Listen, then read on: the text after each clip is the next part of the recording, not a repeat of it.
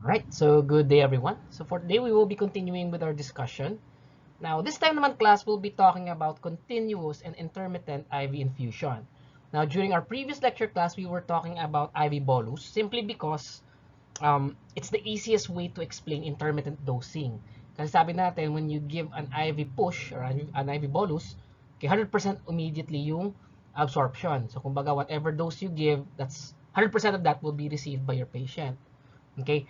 And we also mentioned class last time that IV push is rarely done, intermittent IV push is rarely done in a clinical setting. Okay? What's most often used class is intermittent infusion. Okay? Intermittent IV infusion for so many reasons, and we'll be explaining that as we go on. Okay?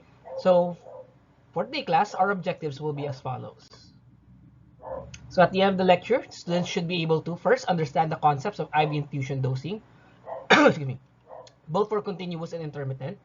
Okay, conduct computations on dosing regimens given via continuous and IV intermittent infusion.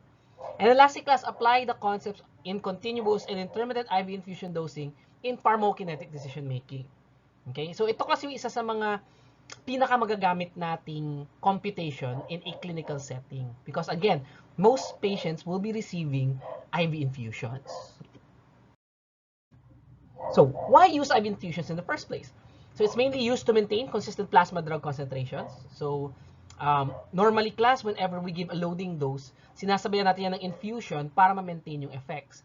The problem kasi class when you give IV push, okay, is that, okay, kung ito ang plasma level time curve natin, nagdi-decrease siya. Okay, tapos syempre para ma-maintain yung effect, kailangan natin ibigay yung drug multiple times. Compare that class to an IV infusion. Pag IV infusion kasi, as long as you give it consistently, it's going to maintain a relatively stable plasma drug concentration. So, na-maintain yung effects ng gamot. So, consistent yung effects ng gamot natin. So, it's like administration of small amounts of drugs at infinitely small dosing intervals. The plasma concentrations are determined by the rate of drug input, which is your rate of infusion, represented by K sub 0, your volume distribution, and of course, the clearance of the drug.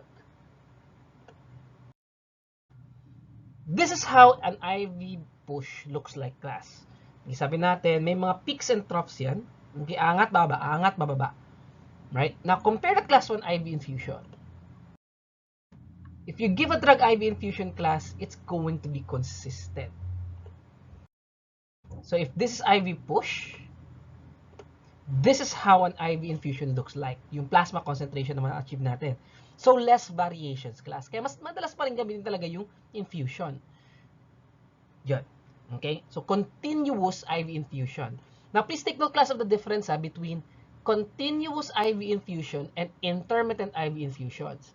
Pag sinabi natin, class, continuous IV infusions, yun yung nag-stay yung IV fluids mo for a defined period of time. Let's say, for example, 24 hours. So, meaning 24 hours nag-run yung IV infusion.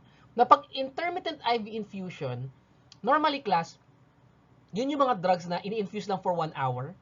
Tapos, after 8 hours, magbibigay ka ulit ng bagong infusion. Okay? We'll explain more about that as when we talk about that topic na in a while. Okay? Pero for now, we will be talking about continuous IV infusions. Okay? Yung dire-diretso lang siya binibigay. Now, for IV infusion class, continuous, okay, there will be two formulas na gagamit nandito. Before steady state is achieved and after steady state concentrations have been achieved.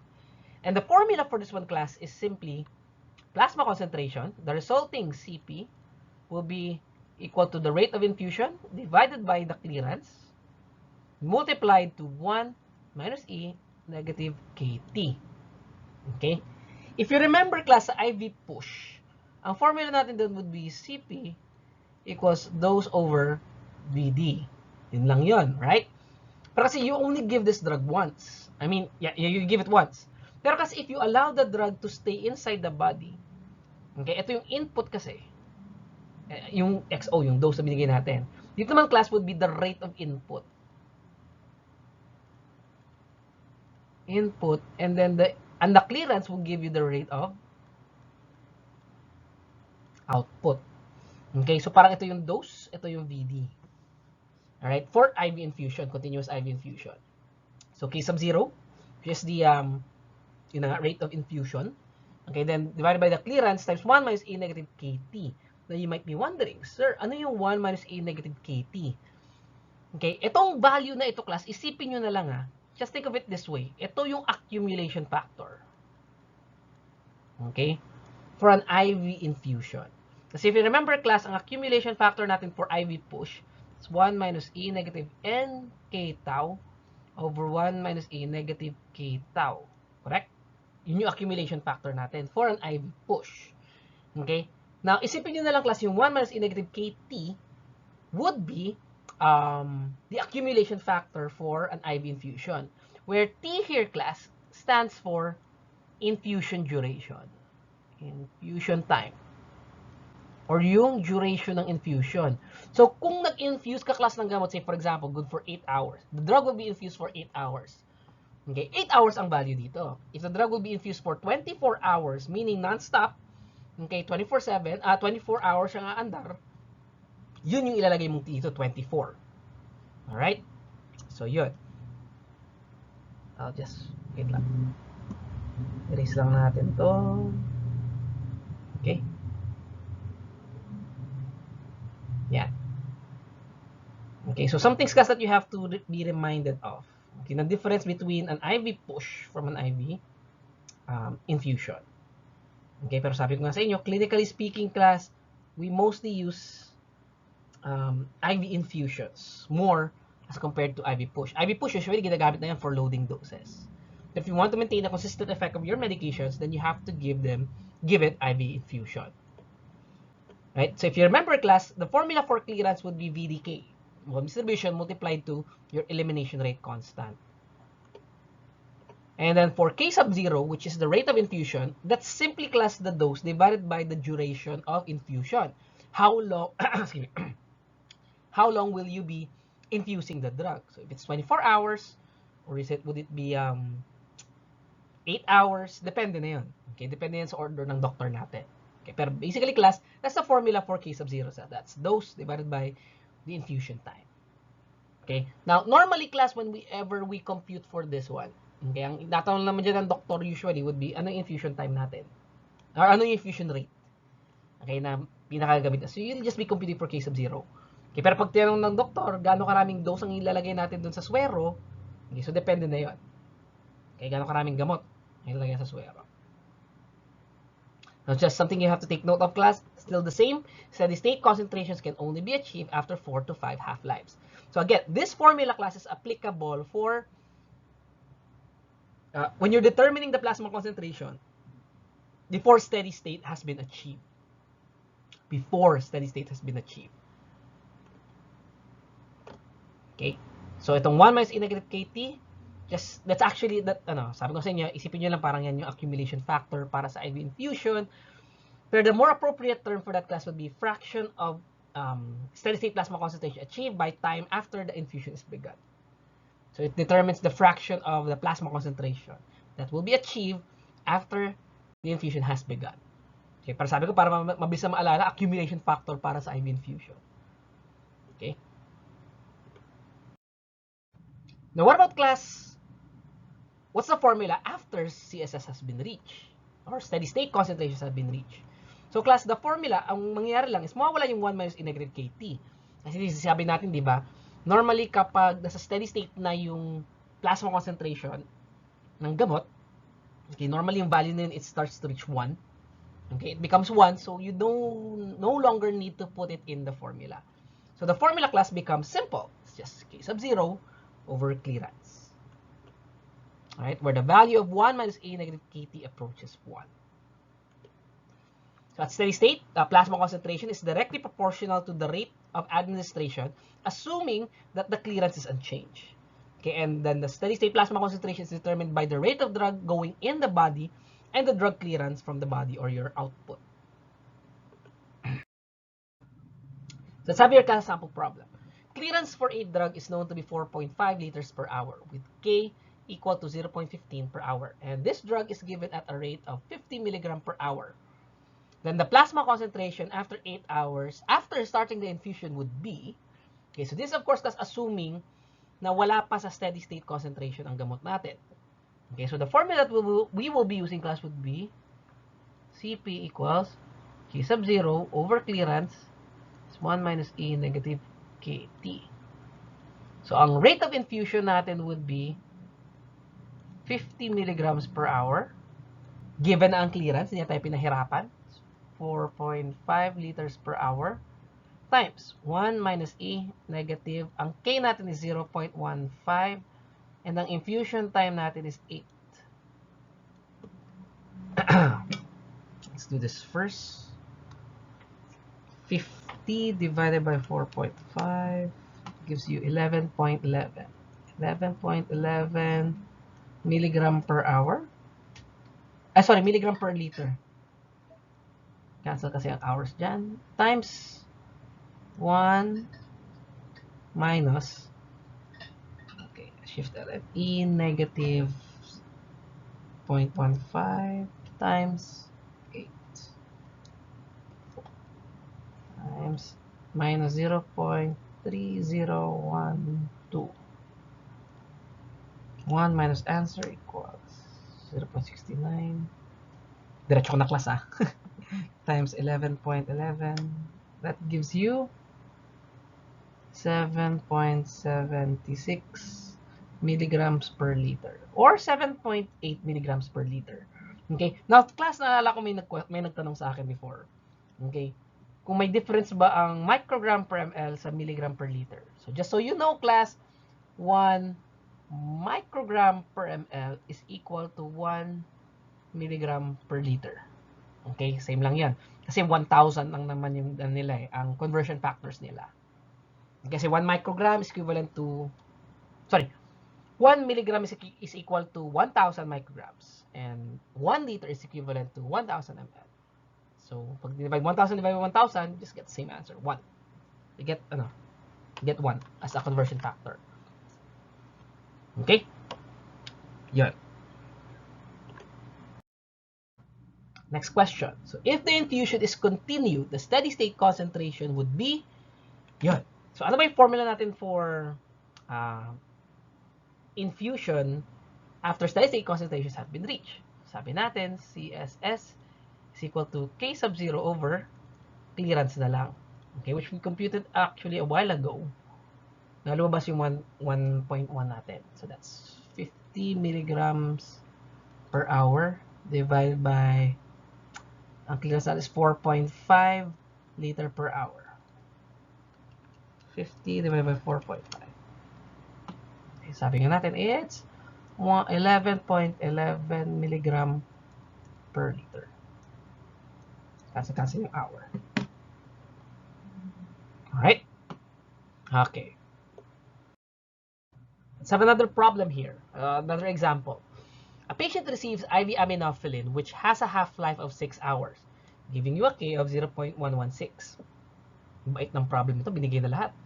And a VD of 30 liters. Ang clearance daw should be 3.48 liter per hour. Predict the steady state plasma concentration if the infusion rate is 40 milligrams per hour. Okay? So this was pretty easy, class. Ang gagawin lang natin would be CSS equals K sub 0 over clearance. Given na yun. That's 40 milligrams per hour divided by 3.48 liters per hour. Cancel, cancel.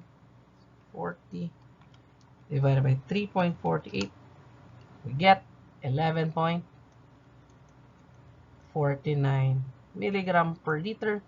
Or sabihin na natin, class, 11.5 milligram per hour. Okay? Okay. So, wait lang. Alam ko may succeeding problems pa to. Just take a picture of the given. Wait lang.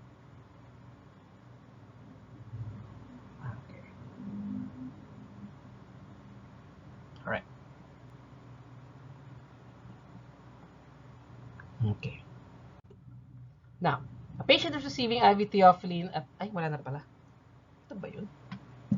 Anyway, a patient is receiving IV theophylline at 20 milligram per hour. The steady state plasma concentration is 7.5 milligrams per liter, and 25 hours was required to reach steady state. Half-life is 5 hours, K is 0.139 per hour. If the infusion rate is increased to 40 milligrams per hour, how many hours will it take to reach CSS? Okay, naalala ko na. Okay, tingnan nyo yung problem na to, class, Ang dami binigyan na data, right? So, sabi dito, a patient is receiving IV theophylline at 20 milligram per hour. Okay? The CSS is, the steady state plasma concentration is 7.5 milligrams per liter, and 25 hours, okay, was required to reach steady state plasma concentration. If the infusion rate is increased to 40 milligrams per hour, how many hours will it take to reach steady state plasma concentration? Now, if you remember, class, how many half-lives does it take, okay, to reach steady state plasma concentration? Diba sabi natin, time to reach steady state concentration is about 4 to 5 half-lives. So, even if marami tayong binigay dito, class, na data, ang kailangan ko lang na data dito is half-life, which is 5 hours. Now, ang gagawin ko lang dyan, 5 hours times 4 to 5. And that is approximately 20 to 25 hours. Okay? Kahit taasan ko pa ang dose, class. Pag tinaasan ko ang dose, class, ibig sabihin magbabago na yung dosing ng medication natin. So therefore, class, the time to reach steady state will be after 4 to 5 half-lives ulit na bago. Okay? So are we clear? So therefore, class, ang answer here will still be 25. Why? Because pinili natin, class, yung 25, hindi yung 20. Kasi para masigurado tayo. Okay, mas sure tayo na by the 25th hour, I'm pretty sure na sa steady state concentration na yan. Kasi pag sinabi ko sa doctor na after 20 hours, doc, na steady state concentration na yan. Paano pag hindi pa pala? Okay, so at least at 25 hours, medyo sure na ako dyan. Okay, so the answer still remains the same. Should be 25. After 25 hours ulit. Kasi binago ko yung dose. Kung di ko na binago, class, ang dose, ibig sabihin nasa steady state na siya, most likely. Alright? Okay. If we wish to increase the CSS to 14 milligram per liter, what rate of infusion should be used? Okay? Dapat yun pala ang pinicturean ko, hindi yung kanina. Anyway, okay, sorry, ang problem kasi with recording this in PowerPoint, hindi ako pwedeng bumalik. Anyway, sige, hama na. Okay, pero ang gusto ko lang, class, na ipakita sa inyo dito is, say for example, class, you came upon a problem, okay, wherein masyadong mataas ang dose, nakita nyo ang plasma concentration niya ay mataas. Let me just give you an example, okay? Kunwari nag-compute ka, sorry, hindi ko naman nasasagutan na, hindi ko na-picturean yung previous problem. Mali pala ako. Anyway, so kunwari lang, class, kunwari lang, after getting the CSS, kunwari, ang lumabas sa CSS, class, is 20 milligrams per liter. Ang rate of infusion na gamit mo dito was, kunwari lang naman, 40 milligrams per hour. Ang therapeutic range niya, kunwari, class, is 5 to 10 milligrams per liter. Ito yung therapeutic window. It's 5 to 10 milligrams per liter. So, alam kong sobra na siya, right? So, obviously, class, babawasan ko dapat yung dose. Dapat mabawasan yung dose.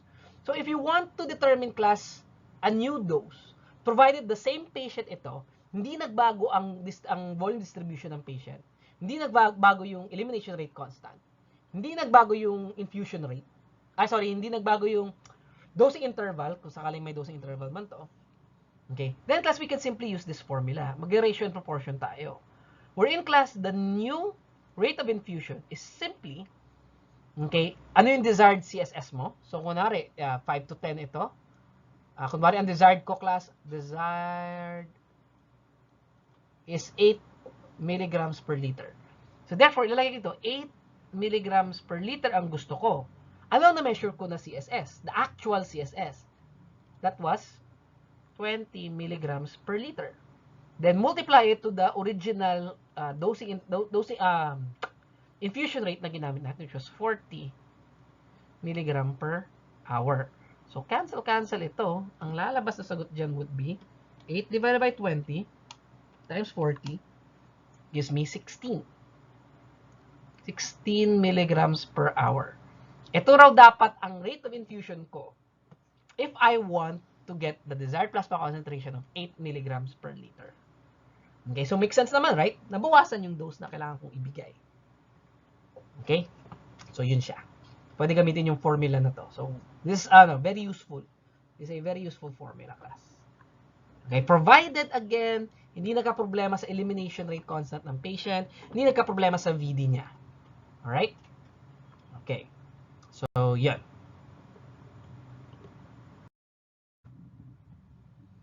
Now, what will be the formula for IV infusion to be used when the infusion after CSS is suddenly stopped? Now, for what reason? Ba't ka magtitigil ng infusion?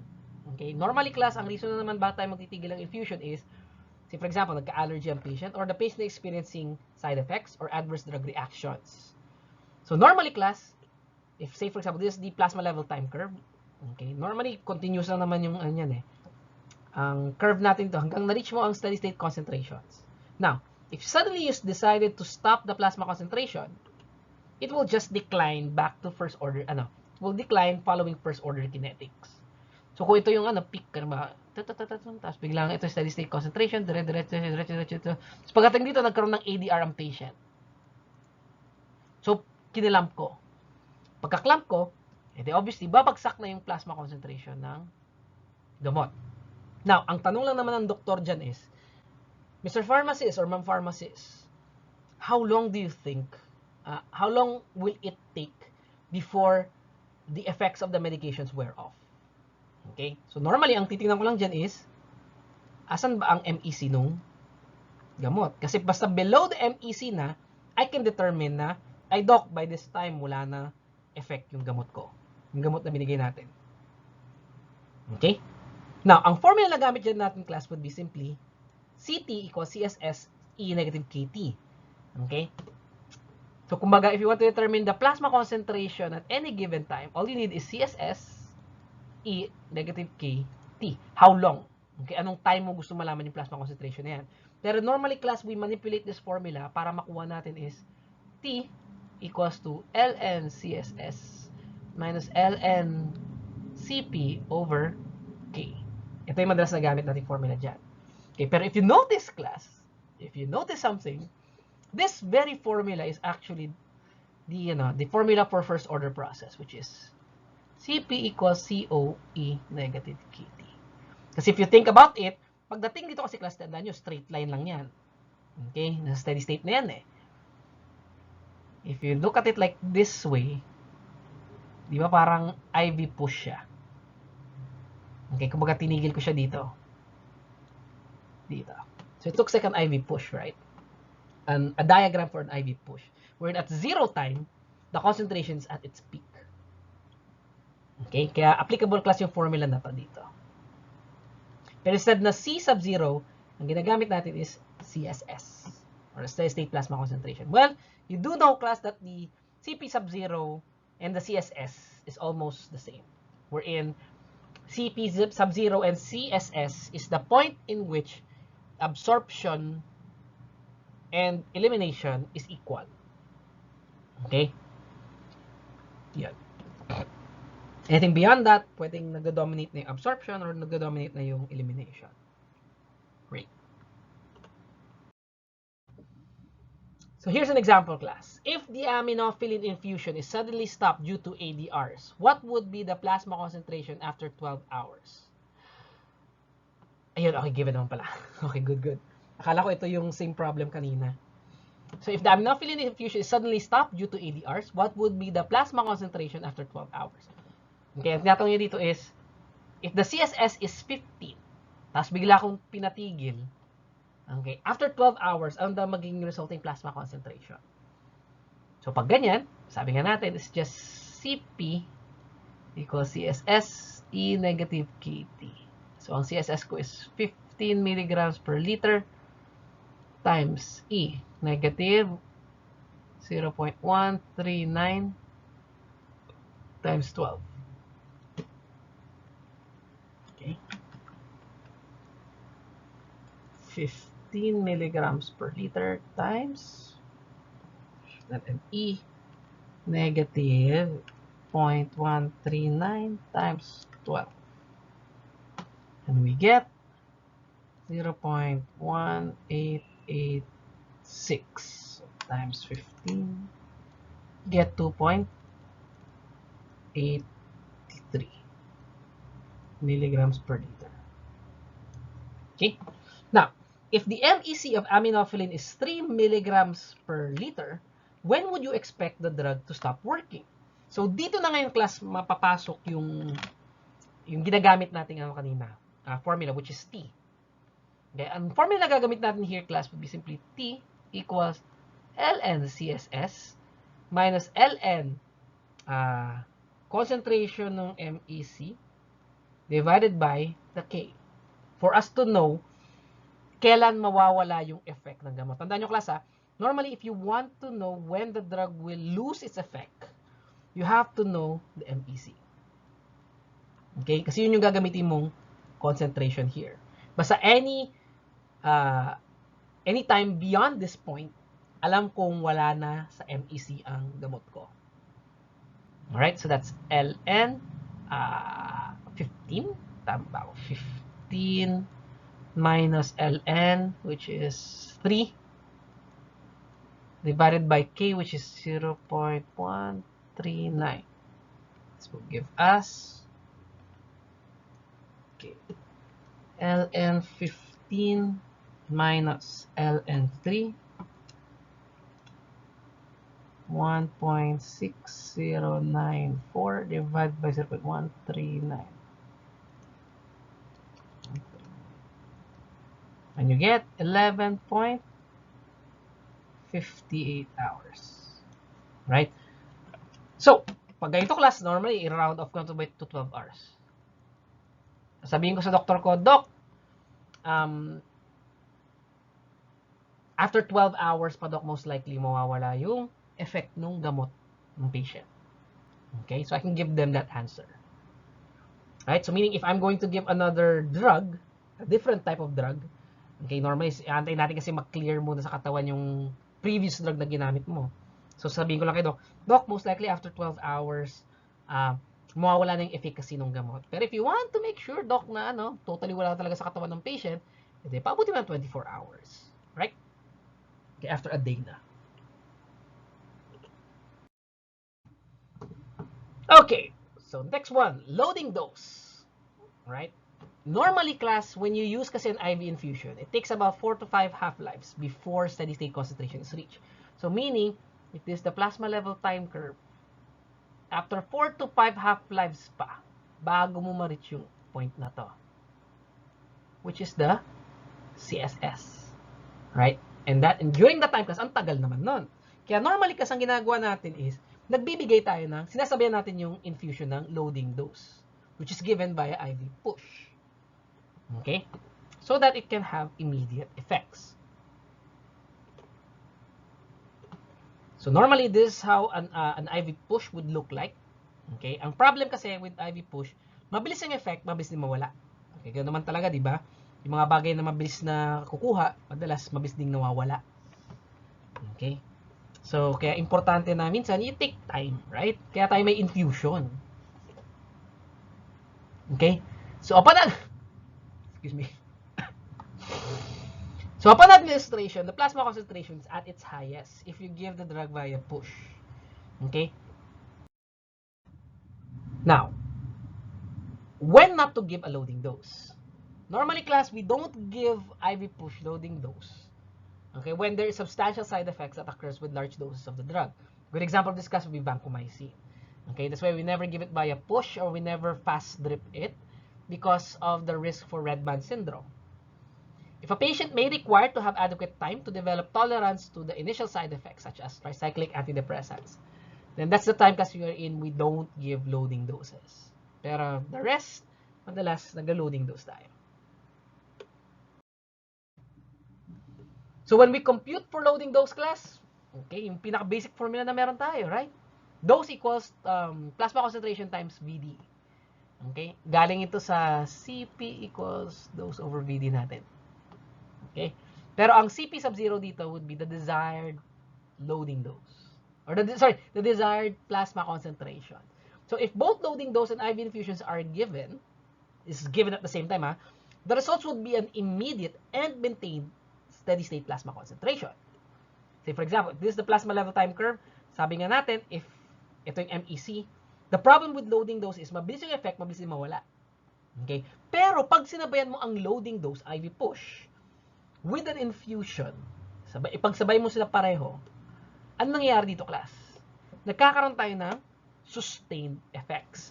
So normally, habang pababa na yung loading dose mo, okay, umaakyat naman yung in-infuse mo. So hence, class, hindi bumababa sa MEC ang inyong plasma concentration. So as loading dose is eliminated, the constant IV infusion should be approximately at steady state by that time. Okay? Which causes the effects of the medication to be maintained. Yeah. Now, normally, class, this is the formula that we use to compute when we combine loading dose and IV infusion at the same time. So, formula to describe the plasma concentration resulting from a bolus dose at any given time would be dose over VD, okay, times E negative KT. Alright? Ang E negative KT niyan, class, indicates the remaining plasma concentration after a dose is given. Okay? So, yung E negative KT niyan actually refers to the fraction of drug remaining in the drug after administration. Sorry, the fraction of the drug remaining in the body after administration. Fraction of the drug remaining. That's E negative KT. Okay? Ito yan. It's fraction.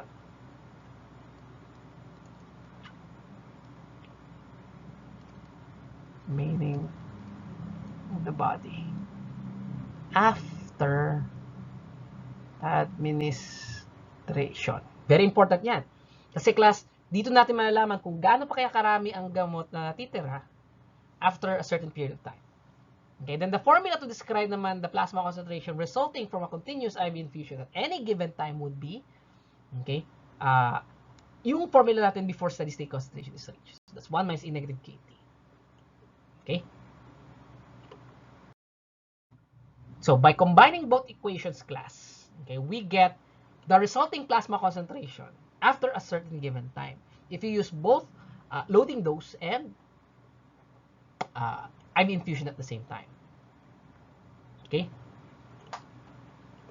That's for loading dose. This one's for the IV infusion. Let's have a sample problem here, class. An adult patient is estimated to have a theophylline half-life of 8 hours and a VD of 30 liters. If the patient is given a loading dose of 400 milligrams of theophylline and a continuous infusion of 35 milligrams per hour is begun at the same time, what will be the resulting plasma concentration after 24 hours? Okay? So sabi nga natin, class, ang formula dyan would be, unahin natin yung sa IV push, dose over VD times E negative KT.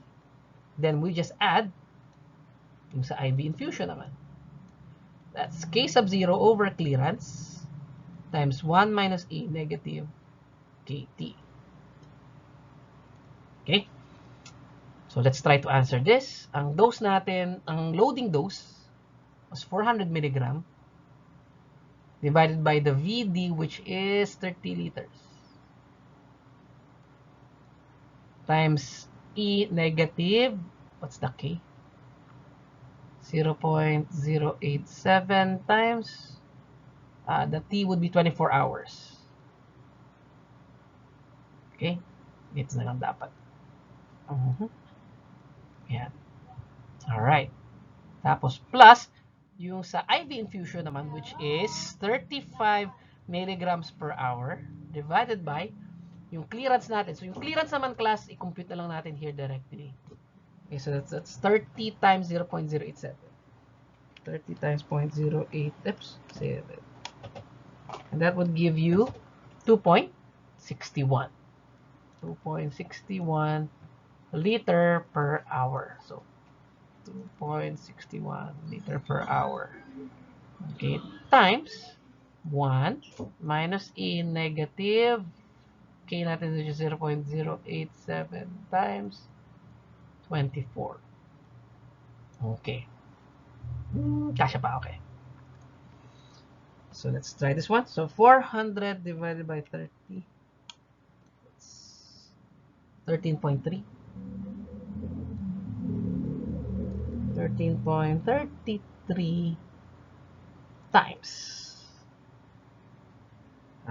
E negative 0.087 times 24. That gives me 0.1239 plus 35 divided by 2.61. That gives me 13.41 na lang ako niyan. Times, okay, well, alam ko na yung 0.087 times 24, that's 0.1239. Okay, so 1 minus 0.1239 gives me 0.8761.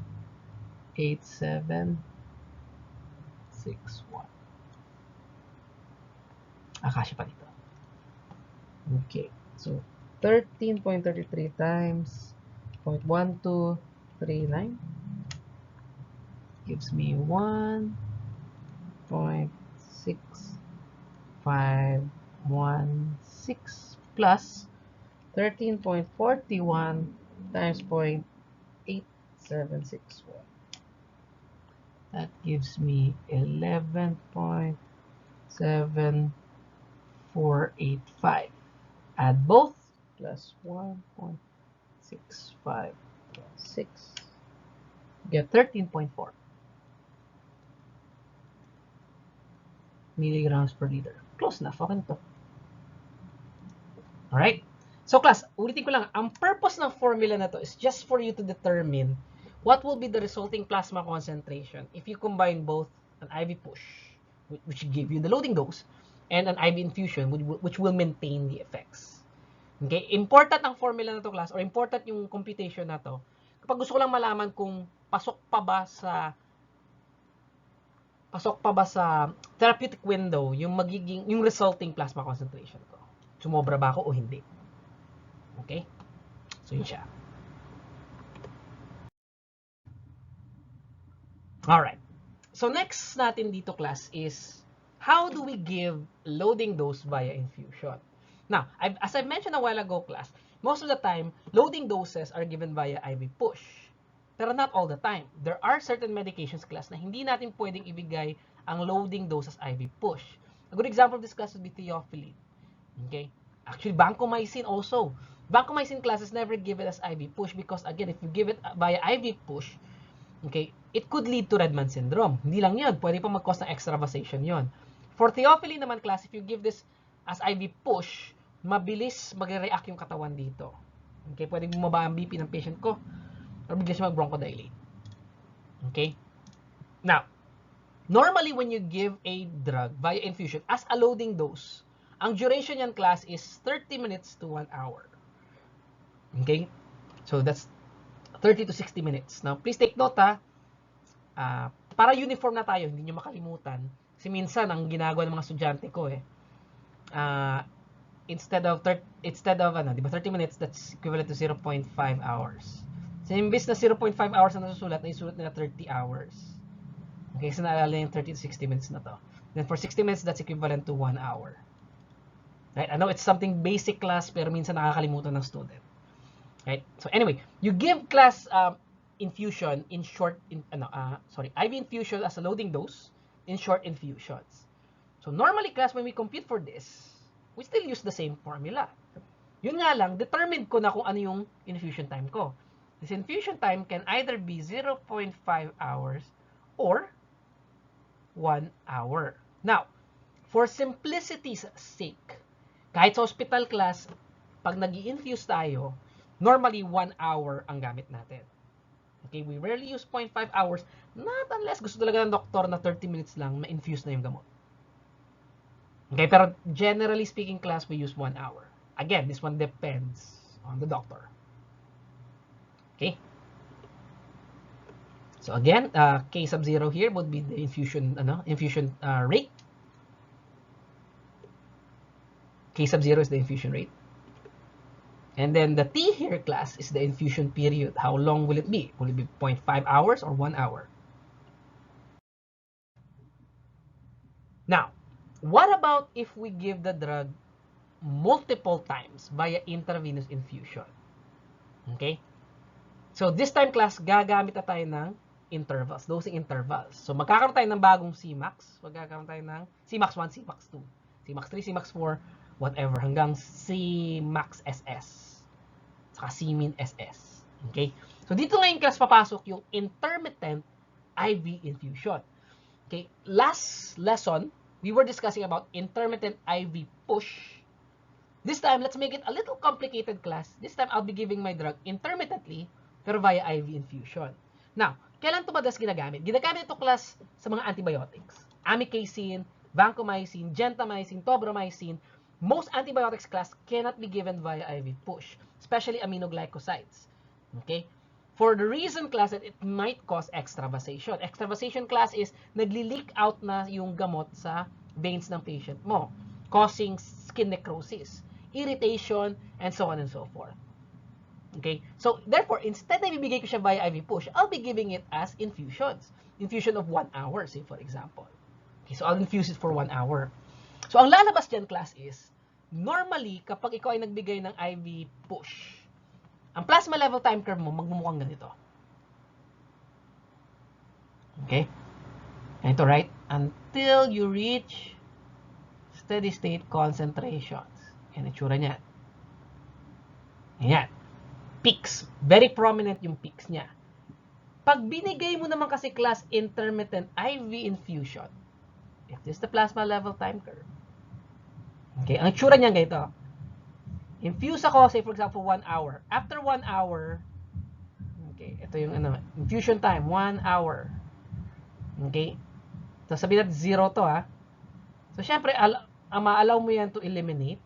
Okay? Sabihin natin, class, every 8 hours to. So, on the 8th hour, mag-infuse ulit ako ng bago. Kasi every 8 hours, kunwari, yung dosing interval ko. So, syempre, class, on the 8th hour, infuse ulit ako ng bago. Okay? For 1 hour ulit. Tapos, mag-eliminate ulit yan after, say, for example, 16 hours. Tapos, infuse ulit ako for 1 hour. Tapos, eliminate ulit yan until 16, 24. Ano ba yan? Okay? Until the 24th hour. Tapos hanggang sa ma-reach ko, class, ang steady state plasma concentration. So, nagets ba, class? Ganyan pag multiple intermittent IV infusions. Now, syempre, 8th hour, this will be the 9th hour, tapos 16th hour. Okay? And so on and so forth. Kasi nag 1 hour infusion tayo. Again, class, I'm infusing the medication so that hindi agad-agad mataas ang concentration ng gamot sa katawan ng patient ko. Okay? And the formula for that, class, if you want to compute for the first Cmax, is simply Cmax equals rate of infusion divided by clearance times 1 minus E negative Kp. Okay? That's for Cmax 1, the first Cmax. So, how long will you be infusing the patient? Normally, depende sa dosing interval mo. Okay? And then for the Cmin, okay, will be Cmax 1 times E negative K tau. Remember this one, class? Okay, kasabi ko lang kanina, this one refers to the fraction of drug remaining in the body at a given time. Okay, and normally, class, ang Cmin natin would be after the dosing interval. Okay, so Cmax 1, class, depends on how long the infusion will be. Normally, it's 1 hour. Okay, in my case, class, normally I'll be asking you to infuse medications for 1 hour. Okay, unless stated otherwise. Okay, so yun. Now, formula naman for Cmax at any given number of infusions. Okay, now this time, class, papasok ngayon yung accumulation factor natin na legit, which is 1 minus e negative k nkt over 1 minus e negative kt. Okay, which is this one. That's the accumulation factor, the legit accumulation factor. Okay? Pero syempre, input na rin natin yung accumulation factor for an IV infusion, which is 1 minus e negative kt. Again, class, the t here refers to how long the infusion will last. Right? Since we're giving this multiple times, class, so therefore, important dito na may accumulation factor tayo na 1 minus e negative nk tau. Now, the formula naman for Cmax when n becomes very large, to the point wherein it's already at steady state. Okay? Therefore, class, nagbabago yung formula natin. Di ba? Sa IV push, that's 1 over 1 minus e negative k tau. Okay? So, in a intermittent IV infusion, the formula, class, will be k sub 0 over CLT, or clearance, times 1 minus e negative kt over 1 minus e negative k tau. Okay? Nawala lang si 1 minus e negative nk tau, which becomes 1, okay, once you reach steady state. Alright? Okay, so formula of the formula for concentration at any given time after CSS has been reached. Right? This one naman determines the concentration, okay, after you stop. Okay? Well, not necessarily stop eh. Pag halimbawa, di ba, nasa steady state concentration ka na. So, infuse, babagsak. Okay? Infuse, babagsak. Pero steady na siya. Infuse. Kumbaga, constant na yung peaks and trough concentrations natin here. Okay, plasma level time curve. If you want to determine, say, for example, class, for some apparent reason, alam ko ito yung CSS ko. Ito yung C min SS. C peak SS. Gusto ko malaman kunwari ang concentration sa point na to. Right? I wanna figure out the concentration here. You can use this formula. This is the formula for C peak SS. And again, E negative KT will give you the fraction of the drug remaining after a given time. Now, the T prime here, class, is the total hours drug was allowed to be eliminated before reaching the next dosing interval. Okay? So, meaning, from this point, kailan ko ba inallow yung drug mag-eliminate? Diba? Dito na pagdating ko sa CPIC SS na to, after the infusion was made. So, therefore, class, kung sabihin natin on the 8th hour ito, this is the 9th hour, then this will be the 16th hour. Kunwari gusto ko malaman yung concentration after 14 hours. So, how long did I allow the drug to eliminate? Is it 8 minus 14? No. Because on the 8th to 9th hour, pinataas ko yung concentration ng gamot. Nag-start lang mag-eliminate ang gamot, class, on the 9th hour. So, that's 14 minus 9. That gives us 5 hours. 5 hours. Therefore, ang T prime ko here should be 5 hours. I hope that makes sense, class, ha? Because that's the only time I only allowed the drug to eliminate on the 9th hour. Okay? Doon na ako nagpasimula magpa-eliminate sa kanya. Kasi from starting on the 8th hour dito, okay, nag-infuse pa ako dyan eh. Nag-infuse pa ako ng gamot. Right? Okay, what about the formula for C mean at steady state? So the formula, class, will be still, this is the C peak. C peak SS. And this is C peak SS. And then this T prime na yan, okay, is simply, class, the dosing interval minus the infusion time. Kasi again, ano bang kailangan natin dito? Kailangan natin, class, na time here is the time you allowed the drug to eliminate. Eh di ba during the first hour, anong ginagawa ko sa gamot ko? Nag-i-infuse ako. Hindi ko siya pinapabayaan mag-eliminate. I'm putting in drug, right? So if this is, say, for example, the 8 hour na lang. Okay. 8 hours. So 9th hour, 1 hour ako nag-infuse. Then 16 hour. This will be the 16th hour. Alright? How long did I allow the drug to eliminate? Is it 8 hours? Obviously, no. I only allowed the drug class to eliminate from this point to this point, right? And that's equivalent to 7 hours. So therefore, class, yung T double prime ko here should be equal to 7 hours. Because the T double prime is your dosing interval minus the infusion time. The time you allowed the drug to eliminate. Alright? So I hope that's clear. Okay? So pretty much, class, this is the end of our lecture for today. I'll be uploading the seat work, okay, that we'll be answering regarding this topic, okay, in our Google Classroom. So thank you very much, and I hope you learned something today.